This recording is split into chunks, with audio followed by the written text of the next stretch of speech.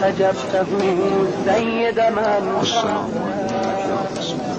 صفوة من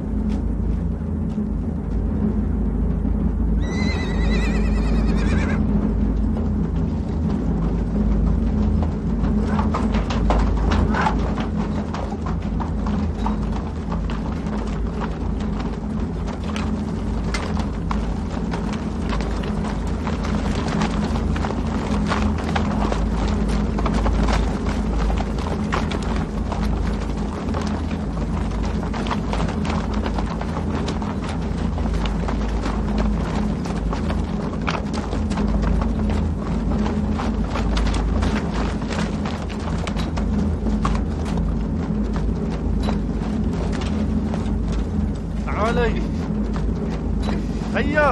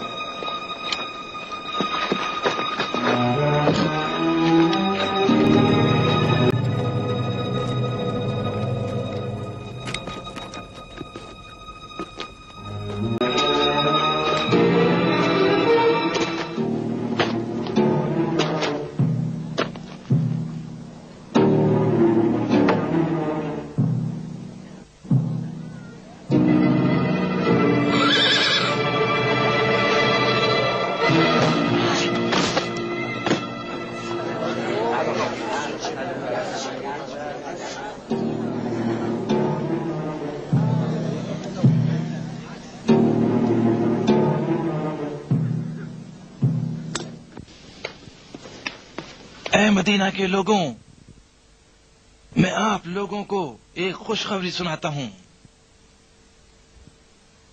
آپ کے خدمتگار امیر المومنین ہارون رشید کے سپاہیوں نے اپنی انتھک کوششوں سے آخر کار سنگ دل اور بے رحم باغی کو، جو گزشتہ کئی سالوں سے مدینہ کے ارد گرد قتل و غارت گری میں اور مسافروں کے لوٹ مار میں ملوث تھا، کو ہلاک کر دیا ہے، اور اس کی بیٹی کو، جو ان تمام جرائم میں اپنے باپ کا ساتھ دیتی رہی، حراست میں لے لیا ہے۔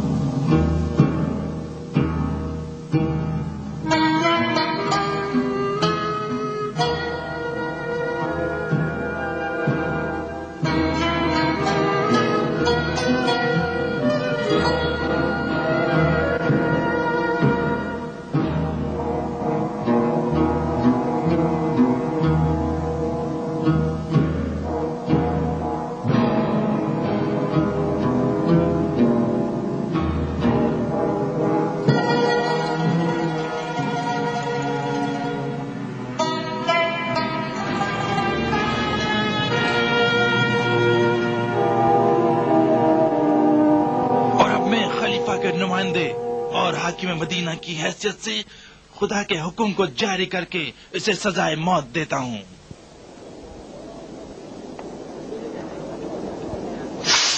کیا یہ واقعی خدا کا حکم ہے جو تیری زبان پر جاری ہوا ہے؟ کس نے تمہیں یہ اجازت دی ہے کہ تم تحقیق کیے بغیر किसी मुसलमान पर कोई इल्जाम लगाओ और उसकी बात सुने बगैर उसके लिए सजा का हुक्म जारी करो। पहली बात तो यह है कि मुलजिम नहीं मुजरिम है। मदीना में रहने वाले तमाम लोग और अतराफ के कबाइल वाले इसकी और इसके बाप की शरारतों से वाकिफ हैं। दूसरी बात यह है कि इस खबीस की बातें सुनना जो कि कई मुसलमानों के कत्ल में मुलव्विस है, मुझ पर जो मदीने का हाकिम और खलीफा का मुंतखब नुमाइंदा है वाजिब नहीं। हर महकूम की बात सुनना वाजिब है, चाहे वो मुजरिम ही क्यों ना हो।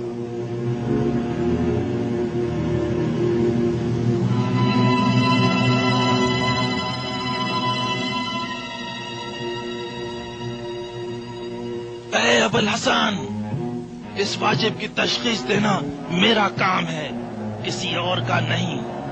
हुक्म को नाफिज करो। लड़की अपना दिफा करो। क्या तुमने नहीं सुना रसूलुल्लाह के फर्जंद ने क्या कहा? कुछ बोलो, कह दो, सब लोग तुम्हारी बात सुनना चाहते हैं।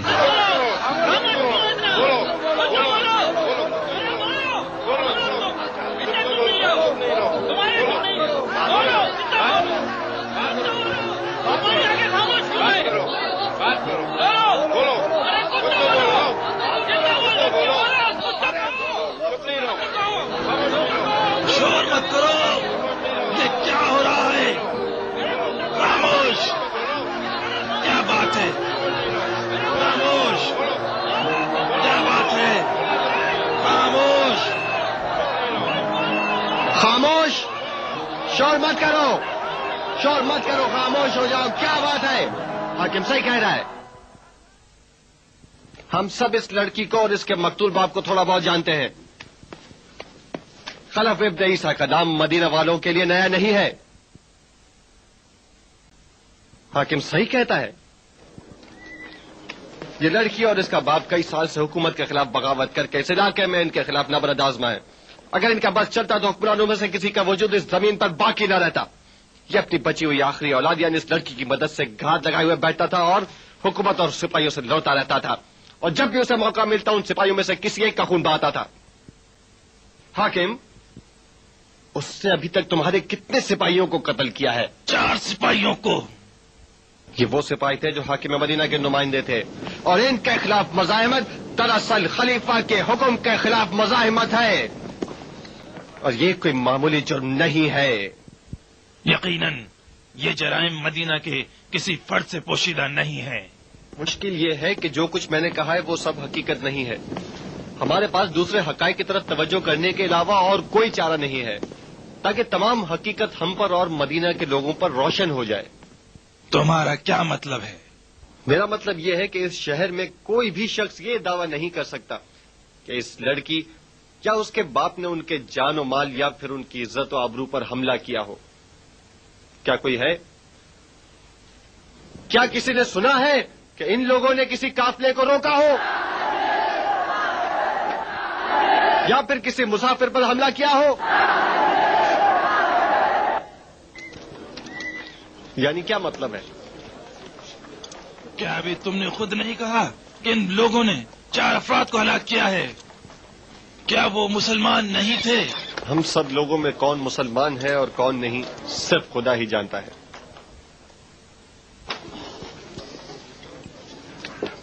लेकिन ये हकीकत है कि खलफ इब्न ईसा ने 4 अफराद को कत्ल किया है, और अगर वो जिंदा बच जाता तो उसे एक और शख्स को भी कत्ल कर देता। और अब मैं हाकिम से ये दरखास्त करता हूं कि उस बाकी मानदा शख्स को शहादत देने के लिए सब लोगों के सामने पेश किया जाए, ताकि उसकी गवाही के मुताबिक हुक्म सादिर किया जा सके। हाकिम, क्या ये मुमकिन है? नहीं, मुमकिन नहीं। मुझे ऐसे किसी शख्स के बारे में कोई इल्म नहीं। तो फिर मेरी जबान से सुन लीजिए।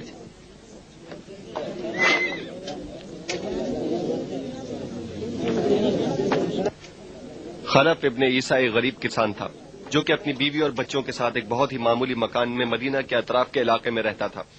वो अपना और अपने अहलो अयाल का पेट पालने के लिए सख्त मेहनत और मुशक्कत करता था।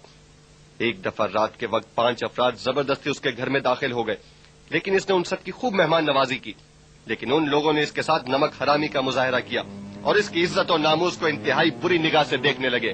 خلف ابن عیسیٰ سے یہ سب کچھ برداشت نہ ہوا اور اس نے ان لوگوں کو سخت تنبیہ کی. ابن عیسیٰ کی اس مزاحمت کے جواب میں وہ پرتشدد کارروائیوں پر اتر آئے اور انہوں نے سب کو قتل کر کے اس کے گھر کو آگ لگا دی.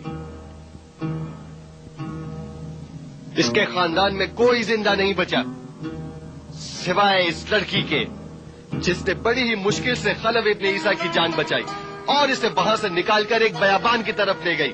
خلف ابن عیسیٰ سے برداشت نہ ہو سکا اور اس نے ایک ایک کر کے ان چاروں نامرادوں کو واصل جہنم کر دیا اور آج یہاں پر بالآخر اپنی بھی جان دے دی. اس نے اس پانچویں شخص کو بہت تلاش کیا.